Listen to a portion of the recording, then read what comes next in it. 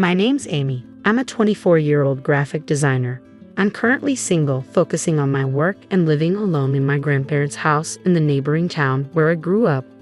I've had no issues with my work relationships, but my real family has always been a source of trouble for me. I have an older sister, Melissa, who's 2 years older and was always favored by her parents.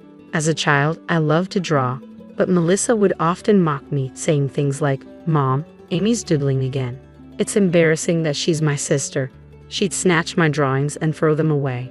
My parents always sided with Melissa, nodding along to everything she said. They told me I needed to work and bring in money after finishing school, but my maternal grandparents disagreed and took me in. Thanks to them, I attended high school in a nearby town. I wanted to repay them after graduating, but they encouraged me to pursue vocational school instead. I've always loved creating original characters, so I went to graphic design school. Even as a student, I entered logo and design competitions. Some companies liked my designs, but one offered to use my original character as their mascot, which kick-started my career as a freelance designer working from my grandparents' home. My grandparents have been traveling across national parks in America for about a year, so I'm currently managing their house alone. However, Melissa keeps criticizing me, asking when I'll start contributing to the household and belittling my work as a freelancer. She's dismissive despite my efforts to explain. I don't want them to think that my sister is like you. It's embarrassing, so don't come. I'll make sure you can't. Even if you do, I'll lend you my man. So why don't you go and experience what a date is like? It seemed that my sister did not want me to attend. Furthermore, I was a little puzzled by my sister's last words. After thinking a bit, I told her, "Understood. I won't have anything more to do with all of you. I don't think of you as family. I'll cut off my ties, but remember, I won't be responsible for whatever happens," and hung up. As I was about to hang up, I had a feeling that my sister was sneering at my words, but I ended the call without worrying about it. The next day, since there was no more wedding I had to attend, I was enjoying my long-awaited day off. As I was barbecuing in my backyard, the intercom at my house suddenly rang. There stood my sister and parents. "Hello, wasn't today supposed to be Melissa's wedding?" I was waiting for my fiancé at the wedding venue, but no one showed up. Even when I asked the staff, they said that it had been canceled and there was no wedding scheduled, she yelled. To my sister's outcry, I calmly responded, "What does that have to do with me? Besides, I told you that I don't care what happens. I cut ties with you all yesterday. Please leave me alone." Everything started when my sister called me yesterday and told me not to attend the wedding. After hanging up the phone with my sister, our parents paid for Melissa's college and helped her get a job through connections. During college, she received a generous allowance and occasionally worked at nightclubs for extra money. In contrast, I've been working part-time since school days, gradually supporting my grandparents financially, although they insist they don't need it.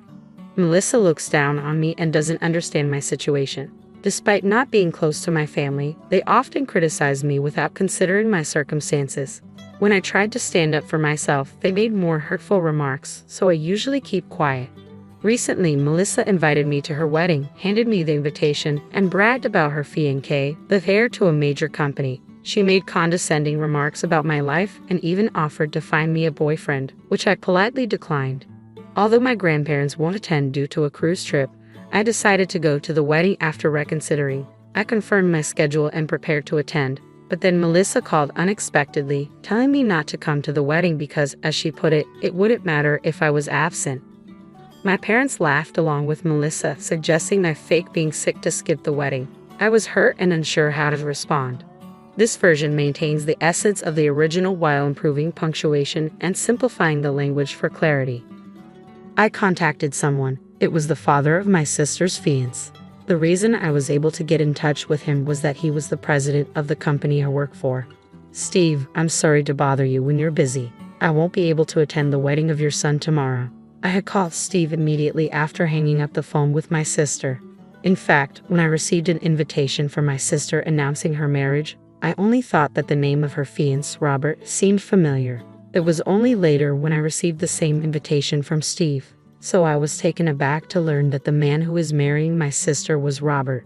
But when I told Steve that the bride was my sister, he joyfully said, "When Robert talks about Melissa, he always looks so happy." When I met Melissa, she was a wonderful lady. "She's definitely your sister, Amy." We look forward to working with you both personally and professionally." Given this, I'd assumed my sister had cleaned up her past relationships with men. However, the fact that I was unable to attend because my sister told me not to come to the wedding was something I felt I had to tell Steve, who I had promised to meet at the wedding. When I did, Steve asked me, "What happened? The ceremony is tomorrow, isn't it? Did you overwork yourself and get sick?" He seemed very worried about me. It was a bit hard for me to say, but I decided to relay exactly what my sister had told me. She told me a bottom-rung loser like he should not attend the wedding tomorrow. She called you a bottom-rung loser even though you're such a successful designer. Does your sister not know? He seemed outraged that I was being called a loser. The only people who understand me are my grandparents, who are currently overseas. And about what my sister said, I told a story about my family that I had never told anyone before. Apparently, Steve immediately told Robert about the conversation, and Robert was very angry too. Steve's family values their kinship, thinking of their employees as family. Although I'm not an employee, they seem to value me as well because I work with them, considering me as part of the family. We don't consider people who can't cherish the family we value as our family. "We're sorry, but we can't accept your family into ours," he said to me. Robert, who was nearby, said, "I'm sorry, Amy, but I'm thinking about calling off the wedding with Melissa." To his words, I said, "Robert, I have cut ties with my family, so you can do whatever you want. Also, there's something else I need to tell you," and decided to share a certain fact. "What is it?" Robert, not knowing what he was about to be told, responded in a worried voice. Feeling apologetic, I told him what my sister had said to me after she told me to skip the wedding. My sister said she was going to lend her boyfriend to me. So I hesitate to say this, but I think my sister has had bad habits with men since the old days. I suspect that she might have another man aside from you, Robert. "What?" She told me she was single when we started dating, and she came on to me. He seemed a bit shocked. Steve then came on the speaker. "Amy, you said you're free tomorrow, right?" "Yes, I plan to be at home all day." "I see. Our family will not attend the wedding. We have a proposal for you." Thinking it sounded fun, I agreed. The plan was to have a barbecue at my house on the day of the wedding. So when my sister and my parents came to my house, we were in the middle of the barbecue, including Steve and Robert. As I was dealing with them at the front door, Robert, noticing the three of them had arrived, peeked at the door. "Why is Robert here? Today is supposed to be the wedding." We went to the venue and were told the wedding was canceled. None of the attendees from your side showed up, and we couldn't contact anyone, so we were worried. "Why are you here? Don't tell me you two have been disgusting." My sister, upon seeing Robert, came at us all at once. There, Robert sighed heavily and told my sister quietly, "You're someone who can't cherish family. We heard about your attitude and words towards Amy. You told me your sister was busy with work and couldn't see you often, but that's not the case at all." "Well, I'm ashamed that this unemployed loser is my sister. It's better for her public image to say that she's busy with work, isn't it? That's why I've been saying she's busy with work. What's wrong with that? I've been speaking well of her in public. I would appreciate some gratitude for that." My sister insisted it was for my sake. Seeing my sister like this, Robert defended me, emphasizing how much I contributed to his company. "You know, it's proof of not valuing family when you, her own sister, have no idea what kind of work Amy does. You've been calling her unemployed, but her income should be at least double yours.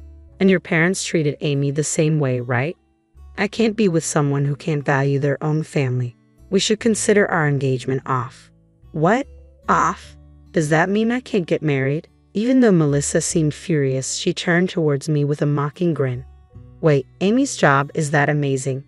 I wouldn't have known unless someone told me. From now on, I promise to listen to you, Amy. Let's get along better." After Robert pointed it out, Melissa's attitude towards me changed dramatically. Whether it was due to an interest in my salary or not, my family was trying to suck up to me, but I rejected them clearly. No way. After all the humiliation and looking down upon me, it's too convenient to now say let's get along. Stop joking. No matter how much you try to flatter me, I won't help you financially. I told you yesterday I've cut ties with you as a family. Don't get involved with me anymore. If you continue to stay here, I'll call the police. If you don't want that, leave right now." The moment I mentioned police, the three of them changed color and quickly dispersed. After that, Robert and I returned to the backyard and continued enjoying our barbecue. A month later, I received a call from an unknown number. Assuming it was work-related, I decided to answer. "Hey, I got a bill from Robert. What did you say? You knew about my affair?" Before I could say hello, Melissa's shrill voice echoed in my ear. "What are you talking about all of a sudden? I've repeatedly told you not to involve me, but you still do. I don't care about your affair anymore, so please never contact me again." With that, I hung up. Later, I heard from Robert that the investigation of Melissa's affair during their engagement had finished and it seemed possible to claim compensation and cancellation fees from the venue. As Melissa had quit her job with the plan of getting married, I heard she was juggling several part-time jobs to somehow pay the compensation. She seemed to have run crying to her parents, but their income had never been great, so I don't think that they could be of much help. As someone who was spoiled until now, I hope Melissa takes responsibility for what she's done. Currently, I'm still working with Steve's company. We've been discussing the opportunity for me to create various products as an exclusive designer.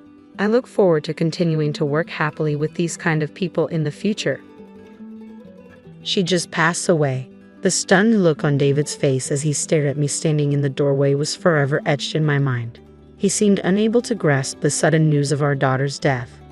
"What are you talking about? Stop with the cruel pranks. That's a terrible joke." David mocked me as I stood there soaked from the rain. "It's not a lie. How could you let this happen? I'll handle the funeral arrangements, so please stay away from the house for a while. Goodbye." Seeing me trembling from head to toe, David finally seemed to realize the gravity of the situation, leaning back in shock and muttering, "Is this for real?" But his reaction seemed so distant, so detached, it grated on my nerves. I turned on my heel, rage burning inside me. I'll never forgive him. I'll make sure he pays, even if I have to drag him to hell myself. My name is Juliana Bridges. I'm 38 years old and work at an advertising agency. Our family consists of my husband David and our 8-year-old daughter Mia. We aren't rich, but we lead a comfortable life thanks to my well-paying job at the agency. I earn a hefty salary, so I've never had to worry about spending money each month. We've even been able to save up for Maya's college tuition. Considering the costs of living and our home mortgage, we've always had some extra money left over. David was well aware of my high salary, and perhaps his pride was hurt because a year ago, he quit his job and started freelancing in web design. He said he switched to freelancing because his salaried job had hit its pay ceiling, but I was skeptical about how much one could really earn as a freelancer. Of course, I objected when he said he wanted to quit. I thought it would be safer to stay in his job, get his full retirement benefits, and then think about other options. But David was adamant about freelancing, so that's what he did. Ever since he began freelancing, David has been working from home. Maybe his stated reason for quitting his job was just a cover and he was really tired of the office politics. Either way, I had to get used to a new routine where David was always home when I left for work. At first, Maya seemed happy that her dad was always at home when she came back from school, but lately she seems somewhat discontented. She probably feels like she's being constantly watched. She's only 8, but Maya is more mature than her classmates. So our life was going along without any major issues, but I didn't notice that the cracks started appearing when David began working from home. When David started working from home, I asked him if he could help a little with the household chores. "Can you help with things like cleaning and laundry? I'll still cook the meals." I always have excuses. Why do I have to do housework? You're home more and you have more free time. It would be nice if you could help out a bit when you're not too tired. Free? Just because I'm a freelancer doesn't mean I'm not busy. In fact, I've got a lot on my plate. I can't deal with household stuff on top of that. David brushed aside my modest requests. I understand that freelancing can be more unstable and mentally taxing compared to a regular salary job. That's one reason why I didn't want him to switch in the first place. But household chores are nobody's specific job, and I've been doing them all alone even though we've both been working. I thought he could share some of the load. But I work too, you know. It should be equal. You've managed everything by yourself up until now. Don't start complaining now. David, convinced he was in the right, wouldn't listen to me at all. In the end, I continued to handle all the household chores as usual. I don't assume he's not busy just because he works from home, but whenever I return home late at night, I'd invariably find David sprawled in front of the TV or deeply engrossed in his smartphone. "Is dinner ready?" he'd ask with an air of entitlement, which always infuriated me. What's more, since working from home, he seemed to become more concerned about cleanliness, always demanding that I clean the house more thoroughly, pointing out every little piece of dirt on the floor, the windows in the bathroom. If you're so concerned, why don't you clean it up yourself? I'm only human. I can't get to everything, I'd reply. Are you talking back to me? Clean up your own mess. It's our family's home. It's not like I'm the only one making it dirty. Yet David would go off on these bizarre tangents, and I was utterly baffled by his logic. Maya would quietly listen to our exchanges from a distance. You know, Dad's always glued to his phone, she'd say. I wish we could go out together on weekends, but Daddy's always busy on his phone, Maya said one Sunday morning as I was preparing breakfast. Apparently, Maya had asked David to go out and play the previous evening, but he'd refused, barely looking up from his phone. That's true, he's always on that phone, I acknowledged. He's been like that since before you come home from work. Sometimes he's on calls too. Calls? Yeah, he always sounds friendly and I can hear a woman's voice. From Mia's account, it didn't seem like David was talking to a client or a colleague. I tried to think of who he could be talking to so frequently.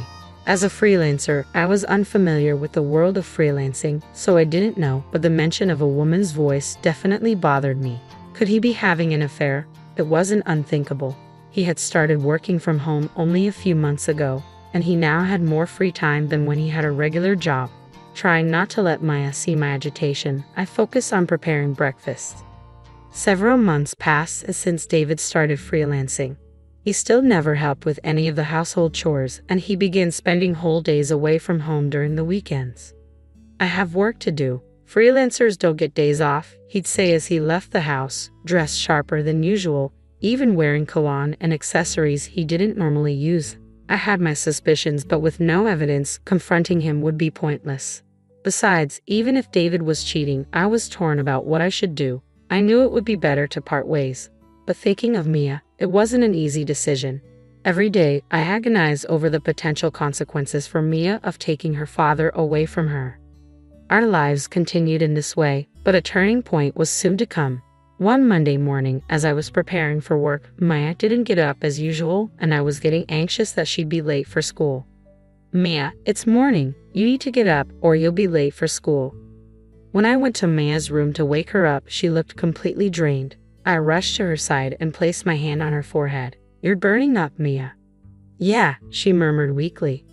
I got a thermometer and took her temperature. It read 103 degrees Fahrenheit. Panic set in as I realized I couldn't take the day off today. I had an important meeting. While I was panicking, David entered the room. What happened? Maya is running a high fever. I can't take the day off from work today. Maybe we should call a babysitter. A babysitter? I'll take care of her. What? Just let her rest. I can make her some soup. It'll be fine. I was utterly taken aback by David's sudden willingness to take care of Mia. David, who had never lifted a finger to help with household chores or child rearing, was now offering to care for our daughter when she was sick. Unbelievable.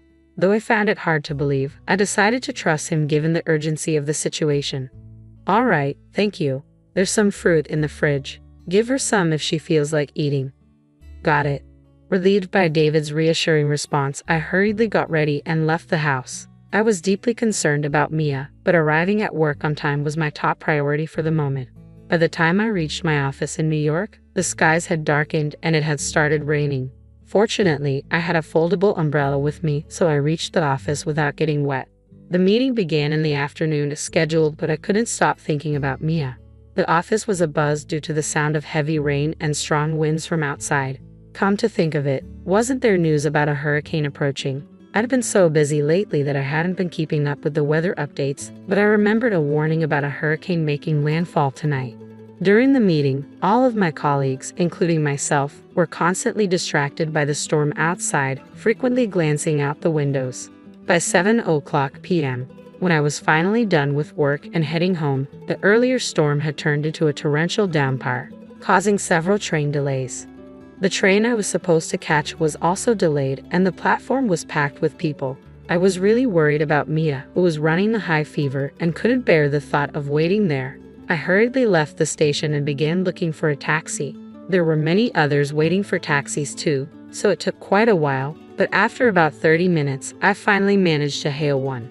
After a 30-minute ride, I arrived home but was speechless at the sight that greeted me. To my horror, Maya was lying unconscious in front of her entrance. I quickly scooped her up.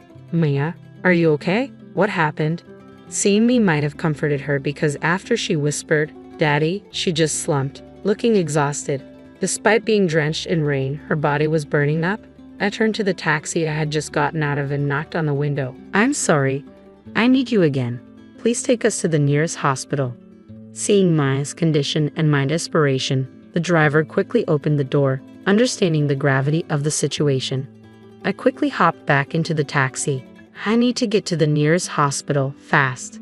Mia, I kept calling out to her throughout the ride.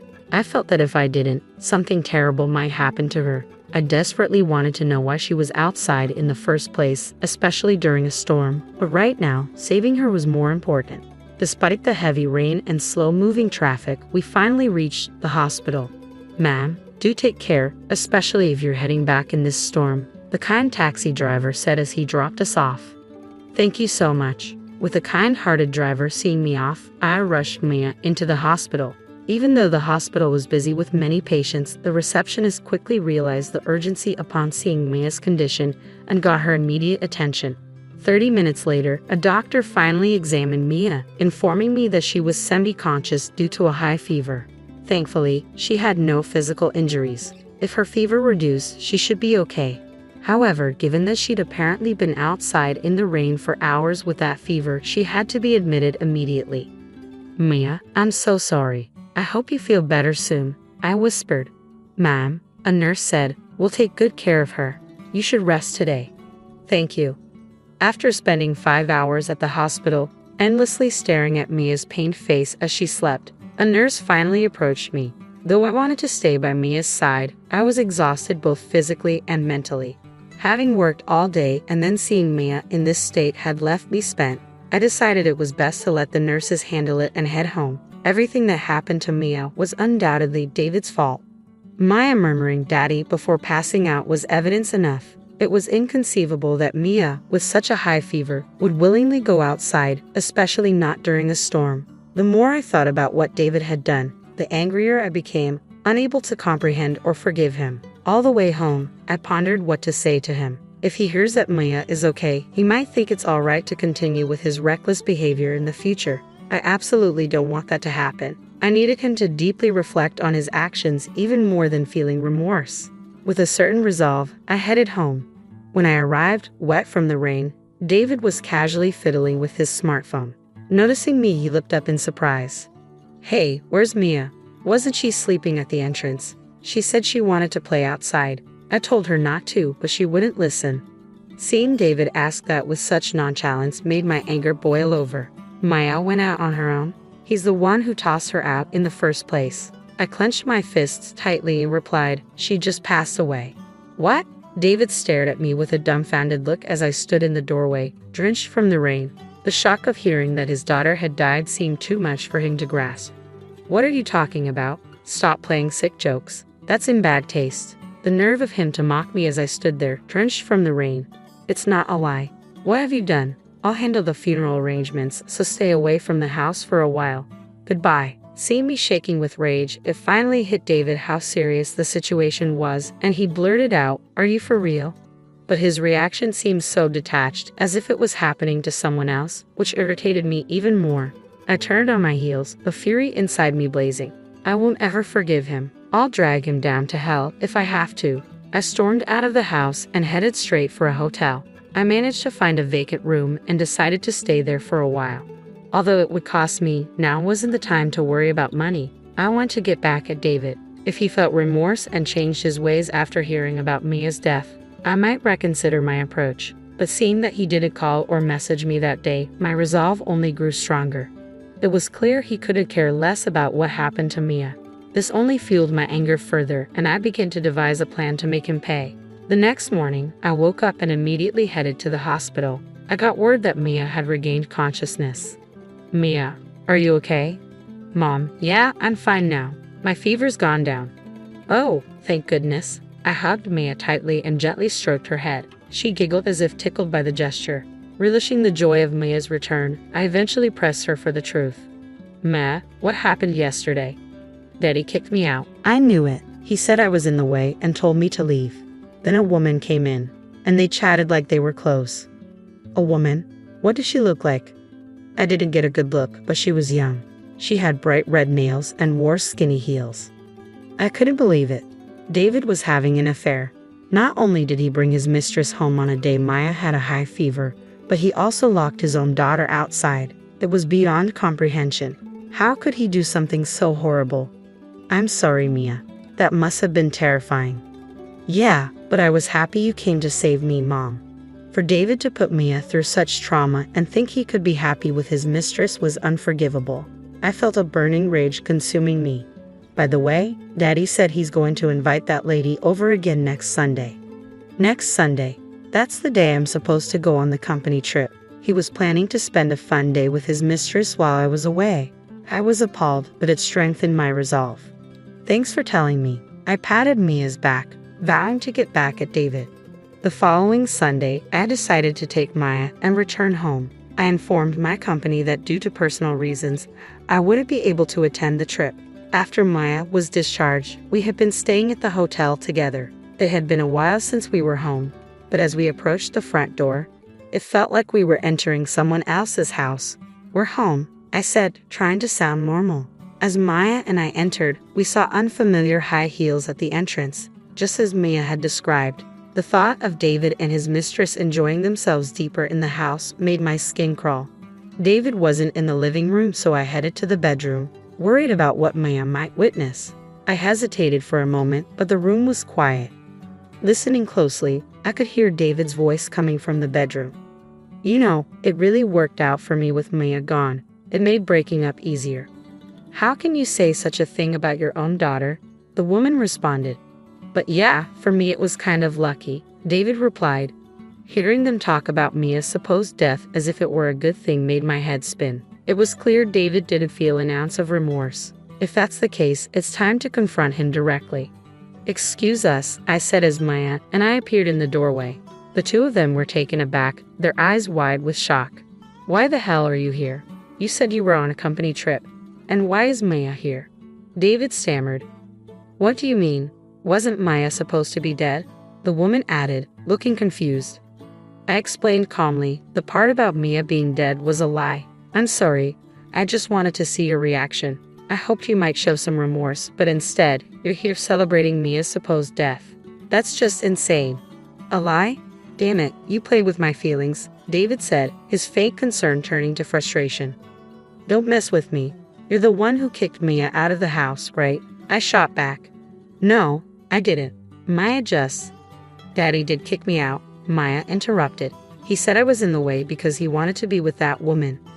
With Mia's swift revelation, David's face turned pale. That's right, I said. You did the worst possible thing, not just as a father, but as a human being. Maya was in such a condition that it wouldn't have been surprising if she had died, and you prioritized being with that woman over her, I said, pointing at the woman who had been silently watching our confrontation. Oh, calling her my mistress? That's not right. She's a colleague from work. Work? Wait, didn't you say you quit your job and you're freelancing now? I asked, catching David off guard. David hesitated, his hasty lie inadvertently confirming she was indeed his mistress. Well, we don't really need to ask her now, do we? Here's the evidence of your affair. Private investigators are quite something. They gathered this much evidence in just a week. I thrust a large envelope towards David. That's right. After hearing about David's affair from Mia, I decided to get a thorough investigation, but I never imagined the evidence would pile up so quickly. Seems like David isn't very good at hiding things. Hesitantly, David opened the envelope, and as he pulled out the photos, he dropped them, scattering the evidence of his affair all over the floor. This is so unfair. Do you enjoy cornering someone like this and putting them in a situation where they can't escape? David protested, trying to deflect blame onto me, which I couldn't understand at all. I pulled out the business card of a divorce lawyer I had stashed in my bag and thrust it towards David. Unfair. Who's the real coward here? I see no worth in staying with someone so thoughtless any longer. Let's get a divorce. David's eyes widened as he stared at the business card. If he truly wanted to be with his mistress, he should have been willing to accept the divorce easily. Oh, and by the way, once we're separated, you'll, of course, be responsible for asset division and child support. I'll make sure to inform your company and your parents about everything. Be prepared for that. I glanced at the woman, his affair partner, when I said, "You." "What? Why me? I didn't know anything about this." The woman protested. "Don't you know you destroyed a family with your actions?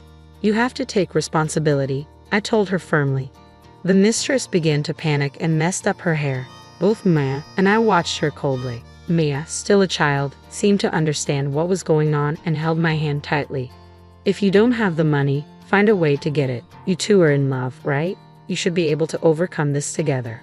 Just never show up in front of Maya and me again. I'll give you the house, but you're still responsible for the mortgage," I said sternly. "Wait," David tried to protest, but I pulled Maya away. Yes, Maya was going to lose her father, but I had no regrets. I wouldn't put Maya in harm's way ever again. "We'll do our best from now on, okay, Mia?" I asked her. "Yeah." Maya looked surprisingly happy, which put me at ease. I decided to go back to my childhood home with Maya and stay there for a while. My parents were livid with David for cheating and putting Maya through such pain to the point where they felt like giving David a piece of their mind. But I managed to calm them down and avoid further issues. "You can stay here as long as you need," my mom said, and my dad nodded in agreement. "Thank you both," I said gratefully. Maya was thrilled to see her beloved grandparents. For now, everything seemed all right.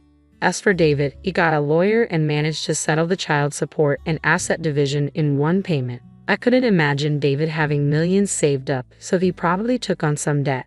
With the remaining mortgage to pay off, David must be stretched pretty thin right now. A coworker from my company who went to high school with David updated me about him. Apparently, he ended up breaking up with his mistress. David had boasted to her about having money, so when the truth came out, they quickly parted ways. David's income was already halved from what he used to make as a salary employee, so it's understandable. Now, in addition to his freelance work, he's scrambling with various part-time jobs. After losing his wife, daughter, and mistress, David will probably live a frugal life paying off his debts. He got what he deserved. I hope he learns from his hardships and regrets his actions. "Mommy, today at school, I made Grandparents' Day gifts for Grandma and Grandpa," Maya said excitedly. "Really? Let's give it to them later together, okay?" I replied, smiling at her. Seeing Maya so lively and happy, even without David around, made me feel content. From now on, I'm going to move forward at my own pace with Mia by my side.